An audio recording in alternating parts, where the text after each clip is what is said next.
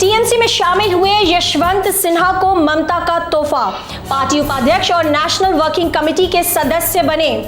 पश्चिम बंगाल चुनाव से पहले तृणमूल कांग्रेस में शामिल हुए बीजेपी के कद्दावर नेता और पूर्व कैबिनेट मंत्री यशवंत सिन्हा को तोहफा मिला है। सिन्हा को टीएमसी का उपाध्यक्ष बनाया गया है और साथ ही राष्ट्रीय कार्य समिति का सदस्य भी नामित किया गया है। सक्रिय राजनीति से दूर चल रहे सिन्हा ने 2 दिन पहले ही कोलकाता में टीएमसी का दामन थामा था।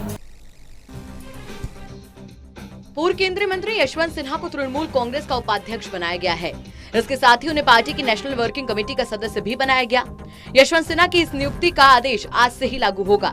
बंगाल चुनाव के दौरान भी यशवंत सिन्हा पार्टी के लिए प्रचार करेंगे। उन्होंने टीएमसी में शामिल होने के वक्त कहा था कि वो बंगाल में ममता बनर्जी की जीत सुनिश्चित करेंगे। टीएमसी में शामिल होने के बाद बीजेपी की आलोचना करते हुए यशवंत सिन्हा ने मीडिया से कहा कि प्रजातंत्र की ताकत प्रजातंत्र की संस्थाएं होती हैं। आज लगभग हर संस्था कमजोर हो गई है, उसमें देश की न्यायपालिका भी शामिल है।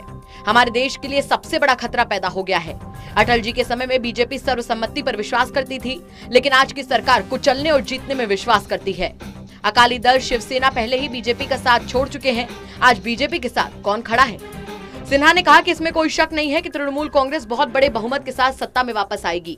बंगाल से पूरे देश में एक संदेश जाना चाहिए कि जो कुछ मोदी और शाह दिल्ली में चला रहे हैं, अब देश उसको बर्दाश्त नहीं करेगा। मैं बहुत अफसोस के साथ कह रहा हूं कि चुनाव आयोग अब स्वतंत्र संस्था नहीं है। तोड़ मड़ोड़ कर चुनाव कराने का फैसला मोदी शाह के नियंत्रण में लिया गया और बीजेपी को फायदा पहुंचाने के ख्याल से लिया गया।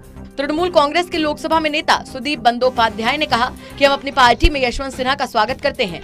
उनकी हिस्सेदारी से चुनाव में बीजेपी के खिलाफ हमारी लड़ाई और मजबूत होगी। सिन्हा ने साल 1990 में चंद्रशेखर की सरकार में वित्त मंत्री की जिम्मेदारी निभाई थी और इसके बाद वाजपेयी मंत्रिमंडल में भी उन्हें इस मंत्रालय का कार्यभार मिला। उन्होंने वाजपेयी सरकार में विदेश मंत्री की भी जिम्मेदारी निभाई। देखना होगा कि यशवंत सिन्हा के पार्टी में शामिल होने से टीएमसी को क्या फायदा मिलता है।